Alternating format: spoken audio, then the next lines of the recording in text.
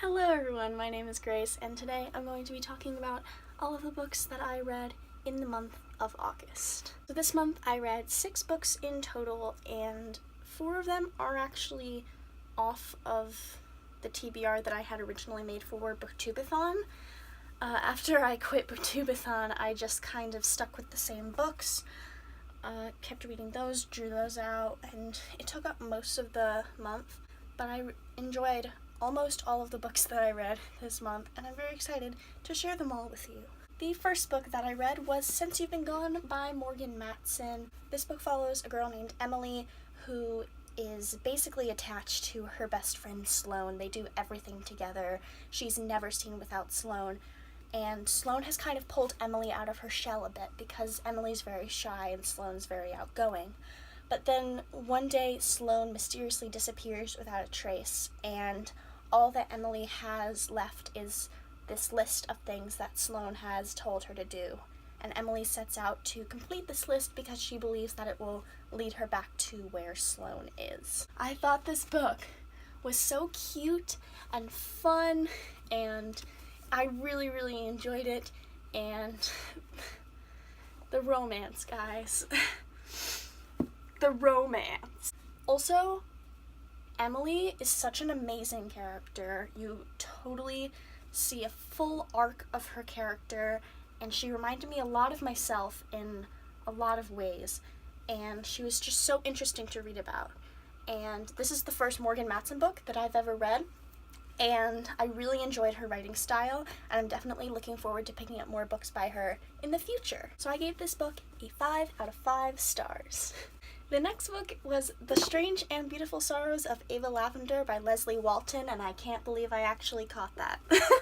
This is a multi-generational story about this family who has been cursed with reckless love. Almost everyone in this family has fallen for someone and subsequently been hurt by them, and it's just about the tragedy of their family. And it's magical realism.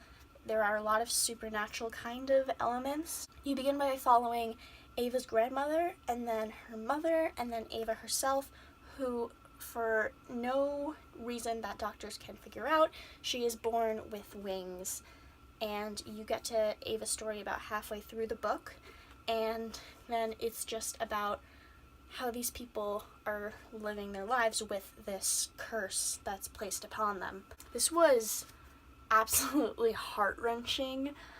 I was just so emotional while I was reading it. It had definitely had a very strong impact on me. I most enjoyed Vivian's story, who is Ava's mother. I really liked Vivian as a character.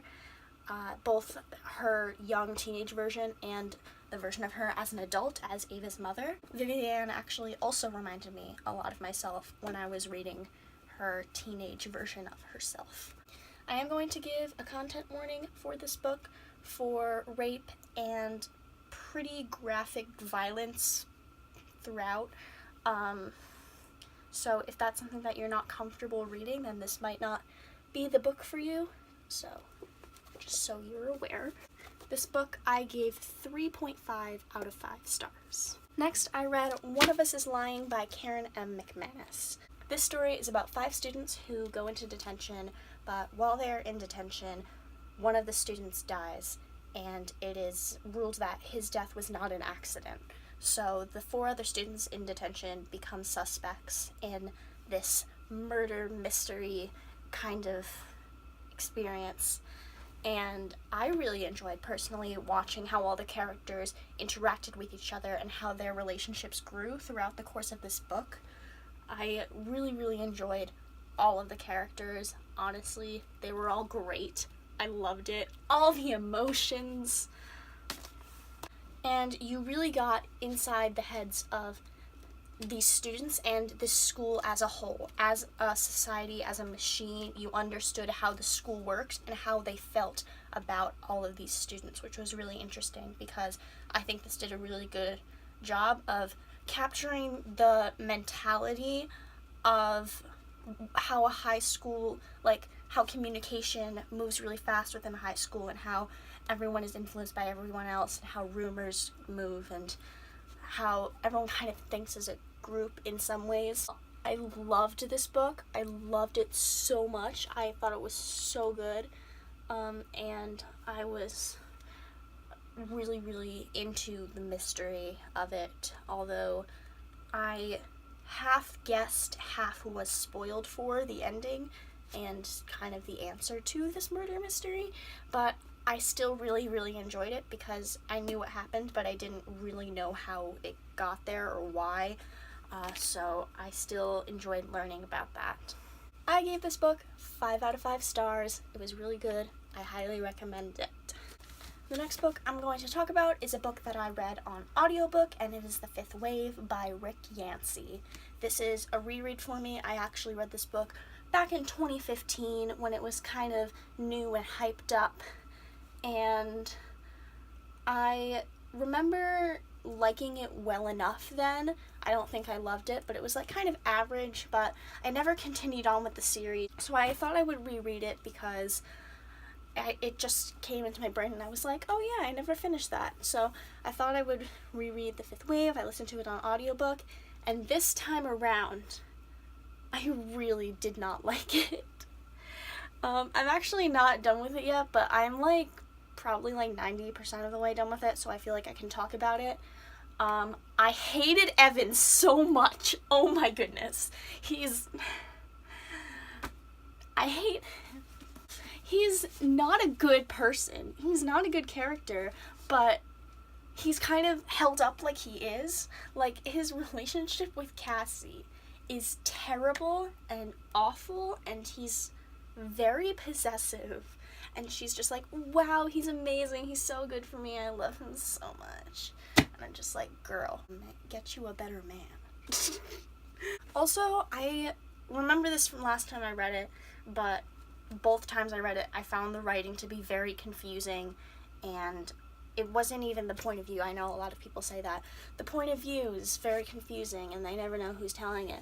That wasn't really my issue. It was just that I didn't really understand the mechanics or logistics of the alien invasion. I didn't really understand what was going on, how it worked, any of that. I just was very confused by the situation as a whole. I'm actually not sure if I'm going to continue on with the series yet. I kind of want to, because that was like the whole purpose behind reading this book. I kind of feel like I should see where it goes, and I know that the other books are much shorter than the first one, so it probably won't be as difficult to get through, but I just am not loving The Fifth Wave. I'm just not. So, I don't know. Find out in a future wrap-up. Stay tuned. Subscribe to the channel. Grow the brand. I think I plan on giving this book about 2 out of 5 stars. And the last 2 books I read this month were Blue Lily, Lily Blue, and The Raven King, both by Maggie Stiefvater. This is the 3rd and 4th book in the Raven Cycle quartet. The first book is The Raven Boys, and the second book is The Dream Thieves, and it follows these 4 boys who are on a quest to wake a dead Welsh king, and it also follows Blue Sergeant, who lives in a house full of psychic women who are her relatives, but Blue herself does not have any psychic powers, and she ends up teaming up with these boys, and a pretty big quest. Oh no, my camera fell. Hopefully the framing didn't move too much. Blue teams up with these boys, and they all go on their little quest together. It's actually not a little quest, it's a pretty big quest. There's pretty high stakes involved, and I enjoyed that. So, The Dream Thieves, I didn't really enjoy The Dream Thieves as much as I was expecting to, but then again, I was also in a reading slump for the entirety of that book, so that probably / definitely affected my enjoyment of it. But these 2 books totally stepped it up. They were just raising the stakes all over the place. The quest was getting intense, shit was going down, things were getting real. I actually, I finished The Raven King shortly before I started filming this video, and I was pretty emotional. I was emotional throughout a lot of this last book because you were really starting to see where the characters were ending up, and it was just, I got really, really emotional, like, realizing where their journey had gone and how much they'd grown. Adam Parrish is my son. I love him to pieces with all of my heart and soul, and I only want the best for him. I have loved him since book 1. I have always supported him. I am a true Adam Parrish stan, and just seeing how his story like reached the point where it is now in this final book. Ugh. Also, all of the ships, I am deceased. Please help. I haven't like hardcore fangirled over a fictional couple in so long, and I was like freaking out over a certain ship that was happening. It has been so long since I've been like fully, truly invested in characters and ships like this, and this book just made me feel so much.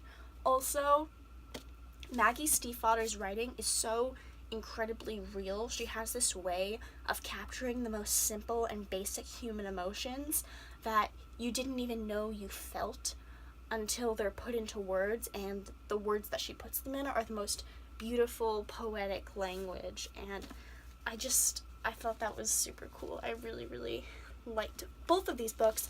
I gave them both a 4 out of 5 stars. So that is it. Those are all of the books that I read in August. I am very excited that I was able to get a good amount of reading done this month. I definitely feel like I am reading a lot more, that I've gotten a lot of reading done this summer.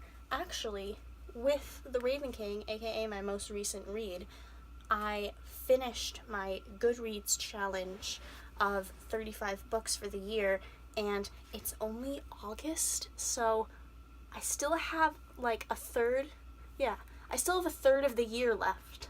Honestly, who knows how much more I could read. I could get to 50 books. That's the dream, isn't it? That's the dream. Let me know what books you read this month, and if you want to see more from me, you can watch my last video here. You can subscribe over here. You can follow my social media down there. And if you want to see more of me, you can subscribe for a new video soon. I will see you then. Goodbye.